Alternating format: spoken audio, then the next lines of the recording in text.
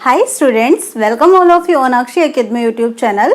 Students, आज हम 11th class के फिजिक्स का जो चैप्टर 3 है motion in a straight line, हम उसी को ही कंटिन्यू करेंगे। और आपको याद होगा प्रीवियस वीडियो में हमने एक टॉपिक लिया था, क्या, basic concept of differentiation and integration for describing motion. यानी कि मोशन को डिस्क्राइब करने के लिए जो भी हमारे पास डिफरेंशिएशन होता है या फिर इंटीग्रेशन होता है, उसका बेसिक कॉन्सेप्ट हम इस वीडियो में डिस्कस कर रहे हैं। क्लियर? हमने प्रीवियस वीडियो में क्या किया था, डिफरेंशिएशन टॉपिक जो है ना उसको क्लियर किया था। आपको ध्यान है? जरा रिकॉल कर लेते हैं। अगर सपोज कीजिए कि आपके पास कोई फंक्शन y गिवन है, तो आप उसका जब डिफरेंशिएशन करते हैं तो आपको क्या मिलता है, then you get dy by dx।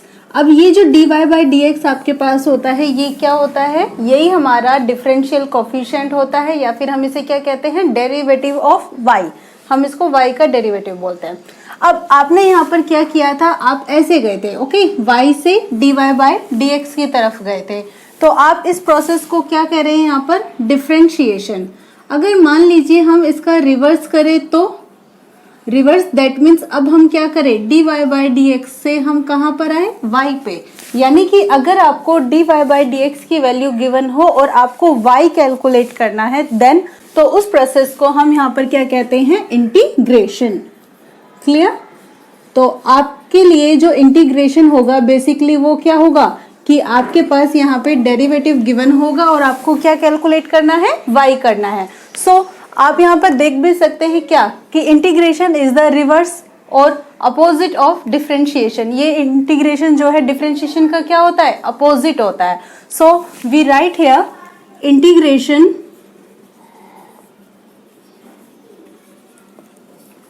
is the reverse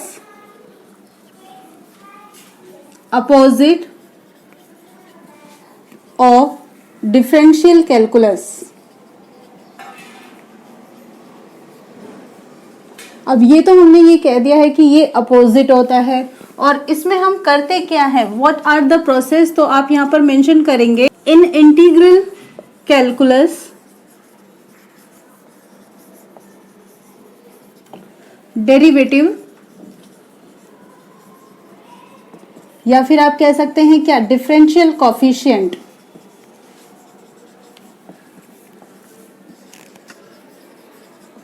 of a function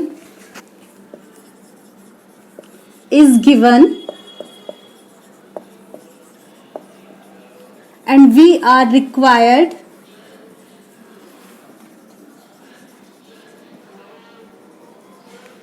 to find out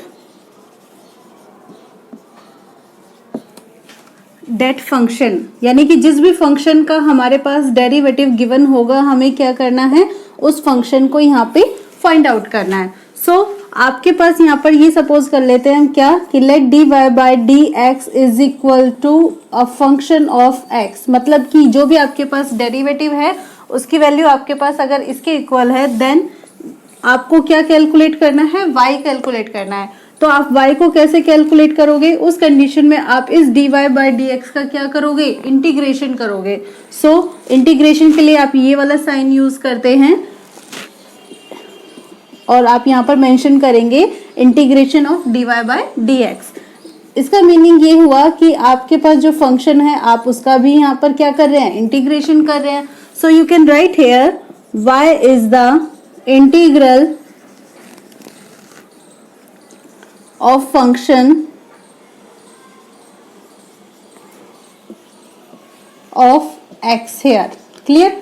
तो इसका मीनिंग ये हुआ कि आपके पास जो भी y आया है वो क्या है, जो भी आपका फंक्शन है x वेरिएबल में उसका इंटीग्रल है। क्लियर? तो ये हो गया है आपके पास इंटीग्रेशन का बेसिक कॉन्सेप्ट। अब इंटीग्रेशन आप करते कैसे हैं, उसके लिए हम कुछ जो फंडामेंटल फॉर्मूलाज होते हैं उनकी हेल्प लेते हैं, जैसे हमने डिफरेंशियल कैलकुलस में लेते।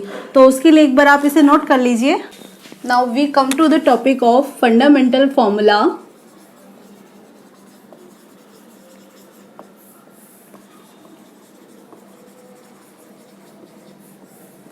Of integration.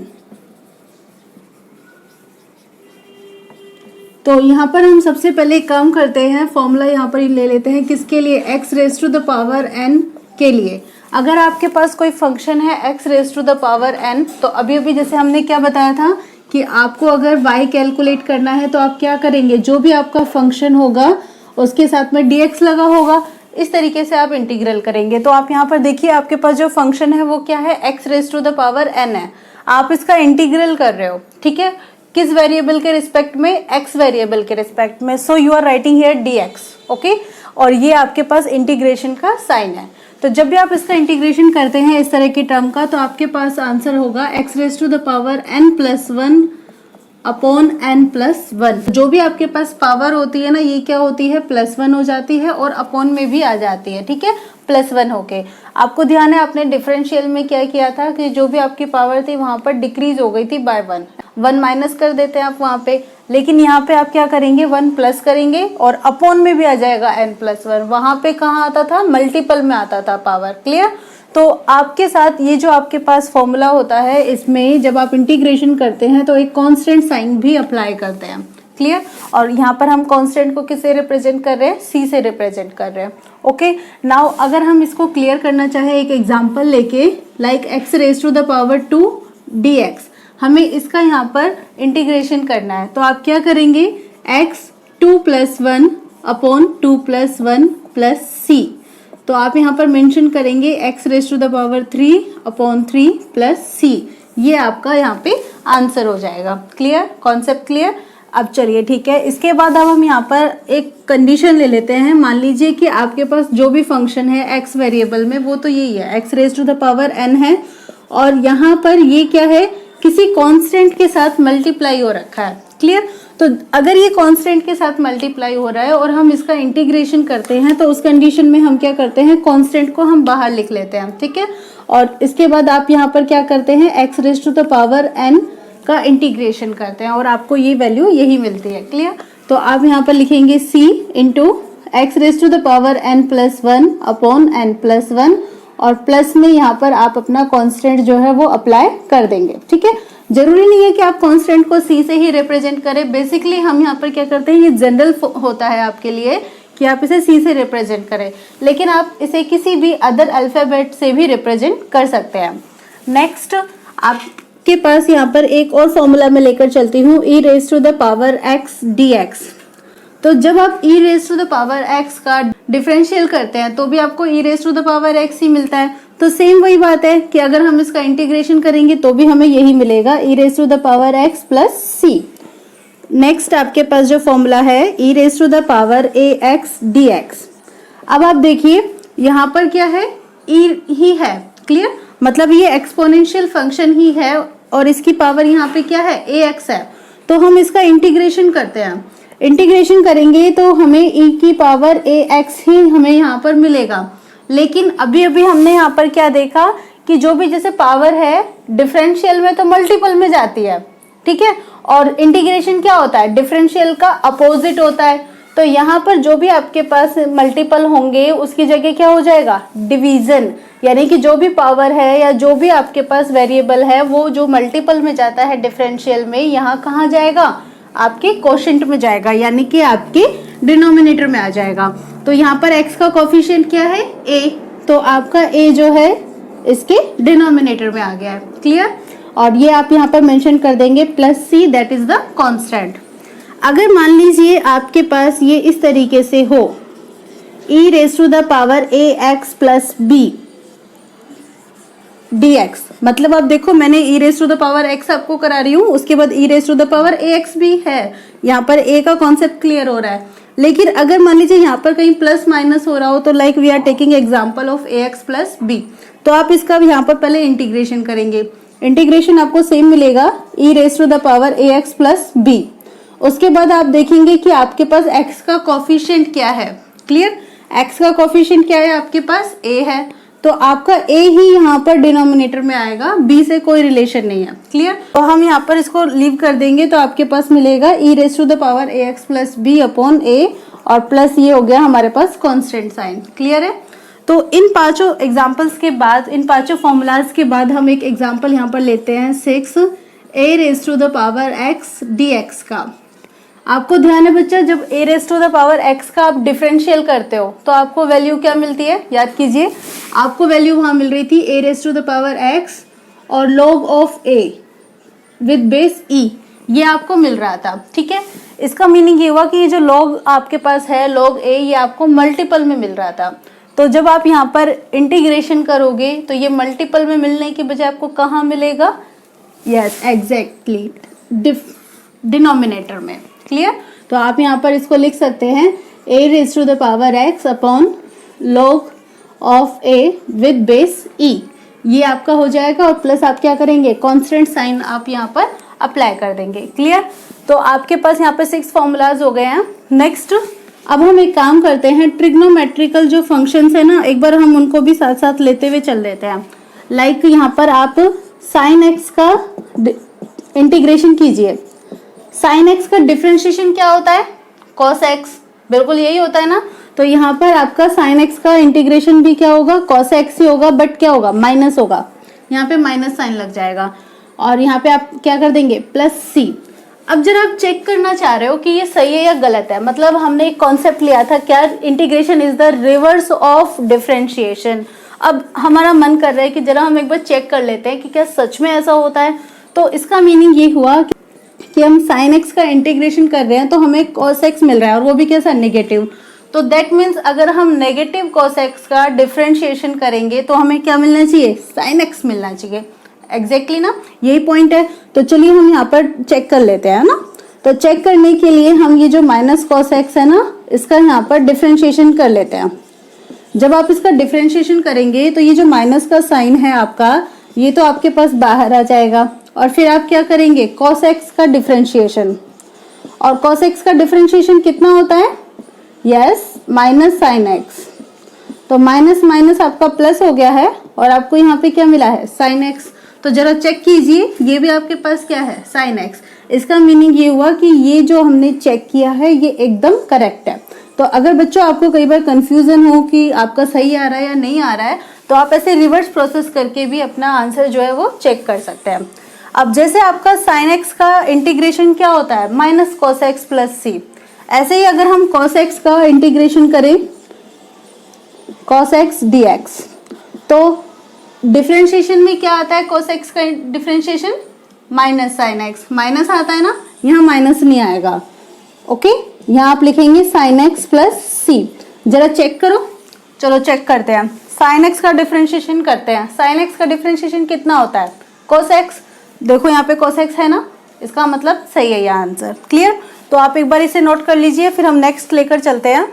तो साइन एक्स और कॉस एक्स के बाद अब हम थोड़ा सा इसको एलिब्रेट कर लेते हैं, मतलब कि यहाँ पर एक काम करते हैं, sign A x D x ले लेते हैं। तो अब आप यहाँ पर देखो कि जो भी आपका साइन है वो किस में है? ए एक्स में है। तो आप साइन ए एक्स का क्या करो? सबसे पहले इंटीग्रेशन कर दो। तो साइन ए एक्स का इंटीग्रेशन हमारे पास क्या हो जाएगा? Minus cos A x. Correct है ना? बिल्कुल ठीक है। लेकिन अब हम यहाँ पे क्या करेंगे? ये जो आपके पास ए एक्स है ना, इसका भी यहाँ पर क्या करेंगे? इसे भी सॉल्व करेंगे। तो ax में आपके पास x का जो कोफिशिएंट है, यानी कि x का जो मल्टीपल है वो क्या है? a। और जो भी हमारे पास x का यानी कि वेरिएबल का कोफिशिएंट होता है वो कहाँ जाता है? डिनोमिनेटर में आ जाता है। सो ये आ गया है डिनोमिनेटर में and plus c, that is your answer. Clear है? कॉन्सेप्ट समझ में आ रहा है ना? चलो एक बार चेक कर लेती हूँ आपको समझ में आ रहा है या नहीं। जरा आप एक बार करके देखिए इसको। Sine A x plus B D x. तो sine A x plus B है, दैट मीन्स आप साइन का ही इंटीग्रेशन कर रहे हो और आपको ये मिलेगा minus cos A x plus B. अब आप देखोगे क्या कि भाई आपका जो x का कोफिशिएंट है वो क्या है? तो कितना है हमारे पास? a। तो आप यहाँ पे क्या लिख देंगे? a and plus c। तो ये हो गया हमारे पास कॉन्सेप्ट। क्लियर है? अब इसके बाद हम क्या करते हैं? Cos A x plus B का इंटीग्रेशन करके देखते हैं, मतलब इसको भी एक बार चेक कर लेते हैं कि हमें आ गया है या नहीं अच्छे से। तो cos x का क्या हो जाता है? Minus sign A x plus B. और अब आप क्या करेंगे? इसमें x का जो कोफिशिएंट है यानी कि a, उसको बाहर ले आएंगे और अपॉन में ला देंगे एंड प्लस सी। तो ये हो गया है आपका ये कॉन्सेप्ट। क्लियर? अच्छे से समझ में आ गया ना? तो चलिए अब हम नेक्स्ट देखते हैं। अब नेक्स्ट में हम यहाँ पर ले लेते हैं किसको? sec x tan x को। आपको ध्यान होगा कि आपने sec x का डिफरेंशिएशन क्या होगा? करेक्ट? और sec x का आपको डिफरेंशिएशन क्या मिला था? sec x tan x, है ना? sec x tan x। तो दैट मीन्स अगर आप इसका इंटीग्रेशन करेंगे तो आपको क्या मिलेगा, सेक एक्स मिलेगा। सिंपल सी बात है भैया, रिवर्स प्रोसेस है, तो ये आपको मिल गया है सेक एक्स। इसके बाद नेक्स्ट अगर आप सेक स्क्वायर एक्स का इंटीग्रेशन करें तो सेक स्क्वायर एक्स आपको किसके डिफरेंशिएशन के बाद मिला था, याद करो tan x के, तो आप यहाँ पर क्या लिख दोगे, tan x और प्लस सी यहाँ पे भी अप्लाई कर देंगे, ठीक है। फिर उसके बाद नेक्स्ट फोर्थ हम यहाँ पर ले लेते हैं किसको, कोसेक स्क्वायर एक्स को। कोसेक स्क्वायर एक्स का आप इंटीग्रेशन करेंगे तो बताओ, याद करो ये किसके डिफरेंशिएशन के बाद आपको मिला था, कॉट एक्स के, तो आप यहाँ पर क्या लिखेंगे, माइनस कॉट एक्स प्लस सी। सिमिलरली आपके पास एक कॉन्सेप्ट और था और वो किसका था, कोसेक एक्स कॉट एक्स का।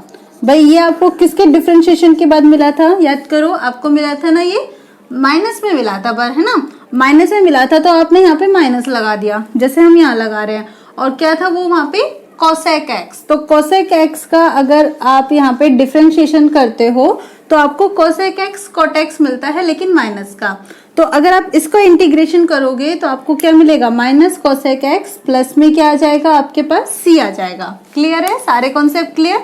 तो यहाँ पर आपके सारे ट्रिग्नोमेट्रिक वाले जो इंटीग्रेशन के कॉन्सेप्ट है वो यहाँ पर कंप्लीट होते हैं। इसके बाद हम कुछ अदर फॉर्मूलाज की बात करते हैं, तो उसके लिए एक बार आप इसे नोट कर लीजिए।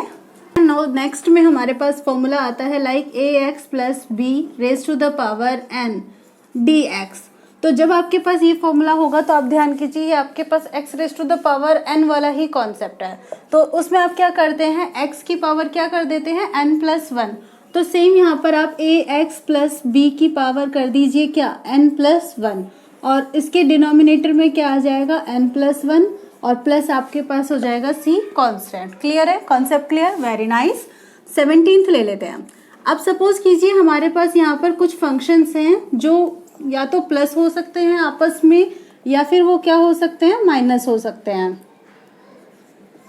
तो हम यहाँ पर इनके बीच में प्लस माइनस साइन जो है वो अप्लाई कर देते हैं, और हमें इनका क्या करना है, इंटीग्रेशन करना है।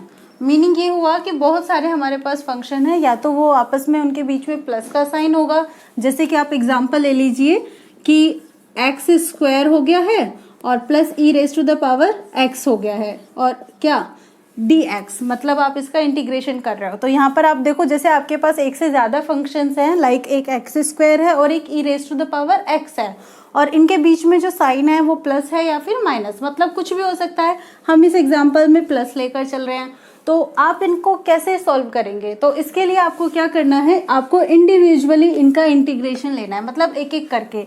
जैसे आप u का कीजिए तो आप यहाँ पर लिखेंगे u डी एक्स, ओके, और जो भी इनके बीच में साइन होगा वो आप साइन अप्लाई कर देंगे, प्लस होगा तो प्लस, माइनस होगा तो माइनस। नेक्स्ट आपके पास v है तो आप v का इंटीग्रेशन कर दीजिए, फिर आपके पास w है तो आप उसका इंटीग्रेशन कर दीजिए, और सिमिलरली आप लास्ट में जो भी आपके पास फंक्शन है, लाइक हमारे पास यहाँ पे क्या है n, तो हम n का यहाँ पर क्या कर देते हैं, इंटीग्रेशन कर देते हैं। तो इस तरीके से हम यहाँ पर सॉल्व करते हैं। तो जैसे मैंने यहाँ पर एक एग्जांपल लिया है, इसको अगर हम सॉल्व करें तो हम क्या लिखेंगे, एक्स स्क्वायर डी एक्स, फिर यहाँ पर देखो साइन किसका है, प्लस का है, तो आपने यहाँ पर प्लस अप्लाई किया, फिर आप यहाँ पर इंटीग्रेशन करेंगे किसका, E raise to the power X का, तो आपके पास एक्स स्क्वायर का इंटीग्रेशन क्या हो जाएगा, एक्स 2 + 1 यानी कि 3/3 plus e raise to the power x, इसका तो भाई यही रहता है, चेंज नहीं होता, और प्लस में क्या, सी कांस्टेंट साइन, और जो आप हर जगह अप्लाई करेंगे जब भी आप इंटीग्रेशन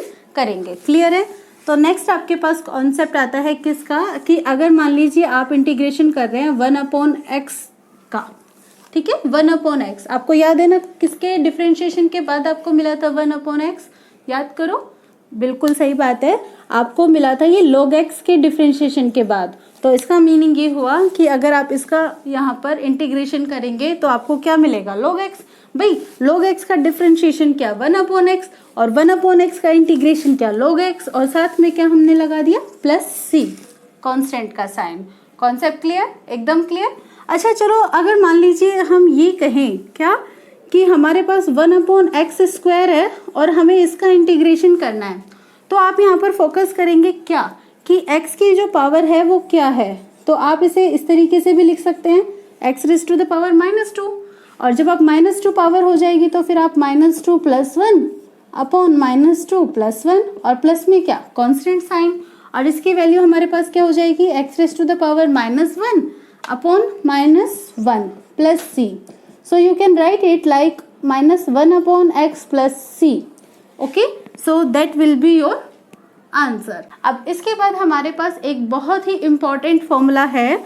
उसमें हम क्या करते हैं कि अगर मान लीजिए हमारे पास कोई भी दो फंक्शन होते हैं तो मैं इसको इस तरीके से शो कर देती हूँ. एक फंक्शन है हमारे पास फर्स्ट और एक फंक्शन है हमारे पास सेकंड, और हमें इसका इंटीग्रेशन करते हैं. तो हमें जब इसका इंटीग्रेशन करना होता है तो हम क्या करते हैं, जो भी हमारे पास फर्स्ट फंक्शन होता है उसको तो हम पहले एज इट इज ऐसे ही छोड़ते हैं आराम से, ठीक है.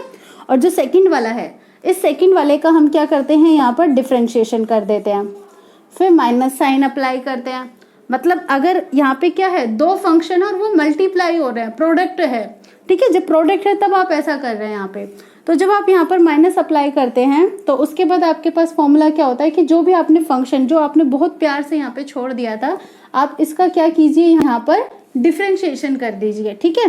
तो ये आपने फर्स्ट वाले का डिफरेंशिएशन कर दिया है. अब फर्स्ट का डिफरेंशिएशन करने के बाद आप सेकंड का क्या करो, इंटीग्रेशन कर दो, और जो भी इनका आंसर आएगा, जो भी इनके कंबाइंड में इनका आंसर आएगा, आप क्या करो, उसको एक साथ ले लो, मतलब एक ब्रैकेट ले लो, और फिर उसको कंबाइंडली उसका क्या कर दो, इंटीग्रेशन कर दो. तो इस तरीके से आप यहाँ पर इसको सॉल्व करते हैं.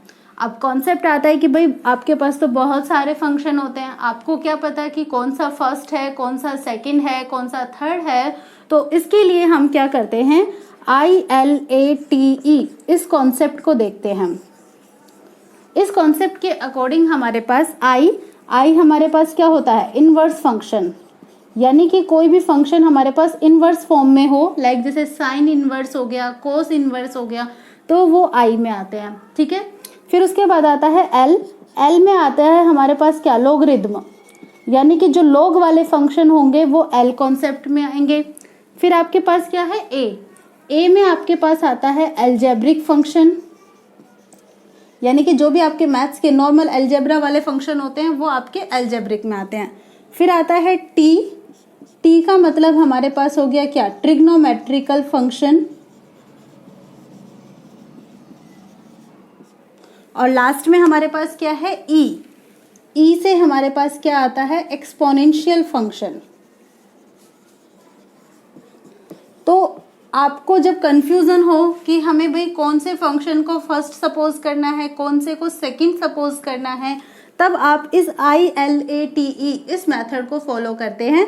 और इनमें से जो भी आपका पहले आ रहा होता है तो आप उसको फर्स्ट नंबर दे देते हैं, और जो आपके पास अदर बच जाता है उसको क्या मान लेते हैं, सेकंड फंक्शन सपोज कर लेते हैं. तो इसको हम एक बार क्लियर कर लेते हैं एक एग्जाम्पल की हेल्प लेकर, क्योंकि ये थोड़ा सा आपको लग रहा होगा कि मैम ये तो बहुत अजीब सा फॉर्मूला है ना. तो इसको मैं आपको एक एग्जाम्पल लेके क्लियर करा देती हूँ, इतने आप इसे नोट कर लीजिए. तो अब हम इस फॉर्मूला को अच्छे से क्लियर करने के लिए एक एग्जाम्पल की हेल्प ले लेते हैं. सपोज कीजिए आपके पास एग्जाम्पल है x² log x, ठीक है. तो आपके पास आपको इसका इंटीग्रेशन करना है. तो आपके पास दो फंक्शंस हैं यहाँ पे, कौन कौन है जी, एक तो है हमारे पास x² और दूसरा हमारे पास क्या है, log x. तो x² जो है ये आपके पास कैसा है, अलजेब्रिक फंक्शन है, और जो log x है ये आपके पास कैसा फंक्शन है, लॉगरिथमिक फंक्शन है.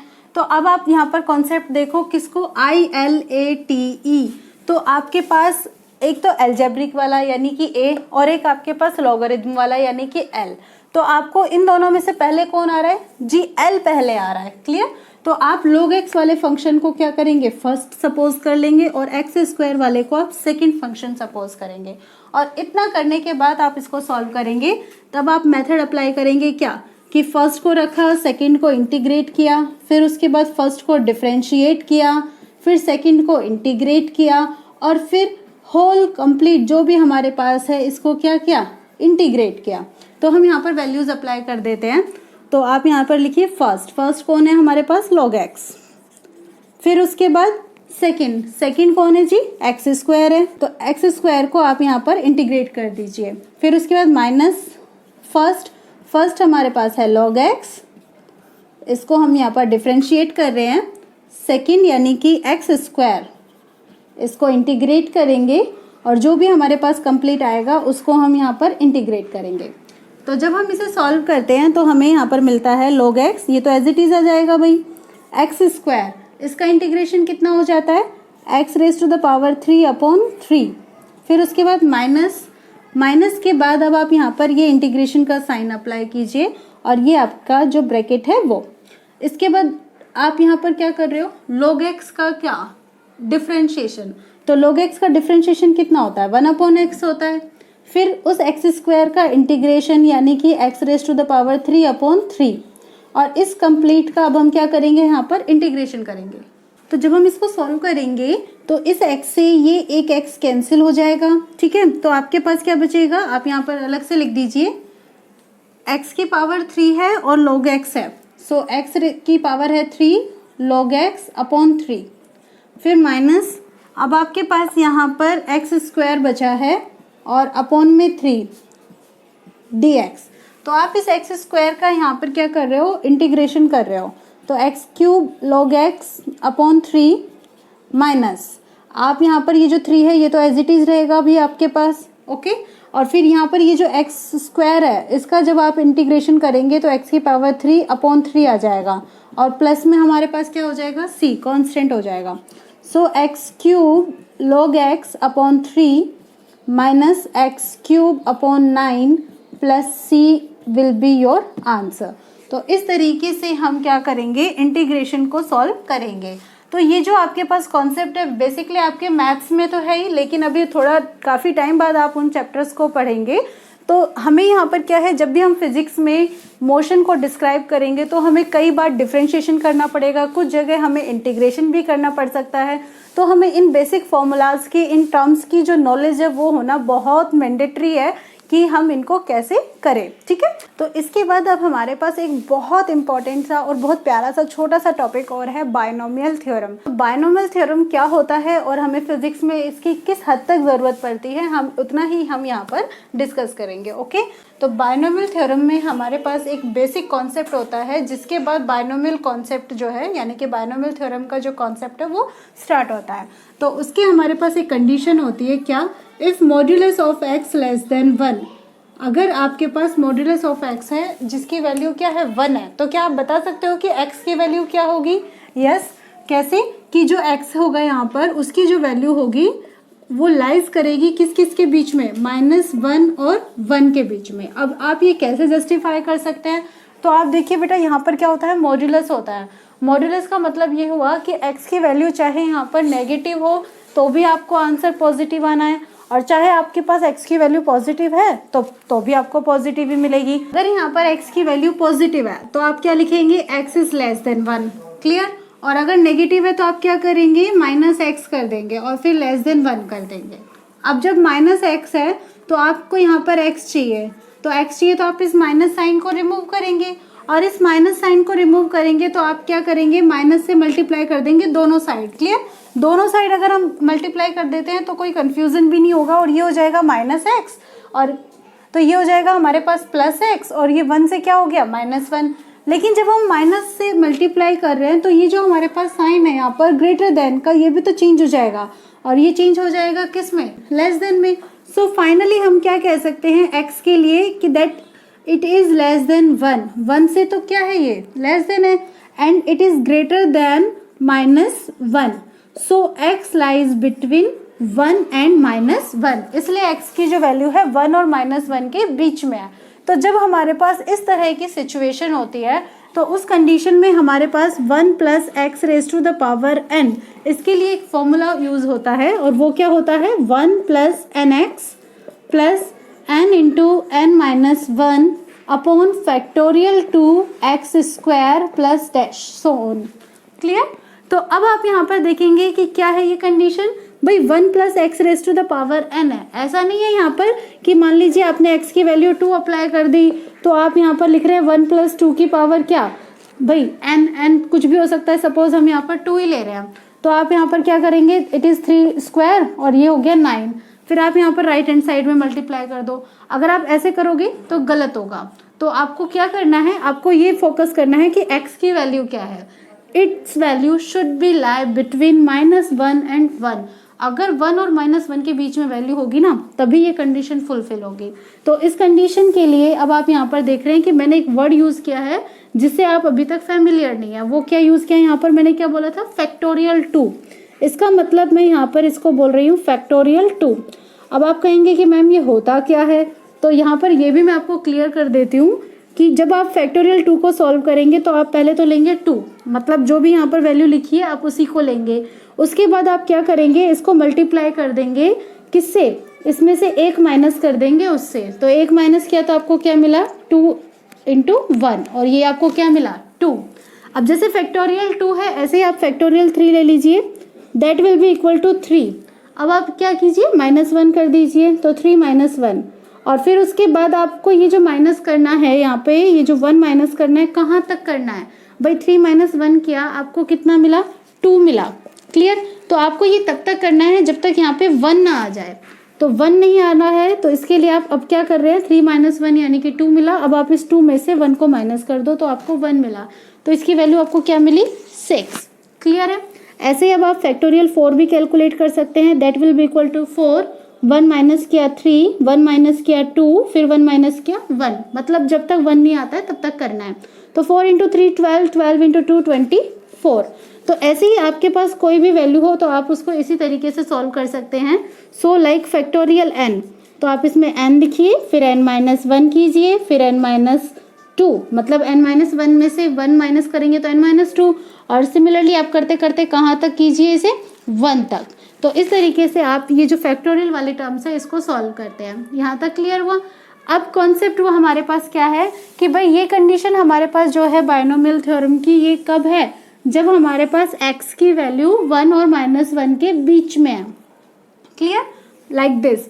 बट अगर हमारे पास कंडीशन कुछ और आ जाए, क्या, बट लाइक हम ये कहें कि modulus of x is very very less than 1, कि ये 1 से छोटा नहीं, बहुत छोटा है, तब उस कंडीशन में हम क्या करते हैं कि जैसे आपके पास ये इक्वेशन नंबर 1 है ना, इसमें 1 और nx इन दोनों टर्म्स को तो लेंगे, लेकिन इन बाकी के अदर टर्म्स को नहीं लेंगे। क्यों नहीं लेंगे, तो उसका रीज़न मैं यहाँ पर क्लियर कर देती हूँ कि जैसे हमने बोला x की वैल्यू 1 से बहुत कम है। ओके, तो यहाँ पर एक एग्जाम्पल मैं लेके चल रही हूँ कि x की वैल्यू जो है वो क्या है, 0.25, it is very very less than 1। Clear. तो आप इसका स्क्वायर करके देखो जरा, स्क्वायर करोगे तो 25 का स्क्वायर तो आपको मिलेगा 625, और यहाँ पर डेसिमल है 2 के लिए, तो आप यहाँ पर इसे लिखेंगे 0.0625। तो आपके पास ये जो एक्स स्क्वायर है ये तो और भी ज़्यादा छोटा आ गया है ना, बहुत छोटा आ गया है। तो आप क्या करोगे, इसे नेग्लेक्ट कर दोगे। तब उस कंडीशन में हम यहाँ पर मेंशन कर सकते हैं क्या, कि जब भी हमारे पास ये सिचुएशन होगी, देन ओनली फर्स्ट 2 टर्म्स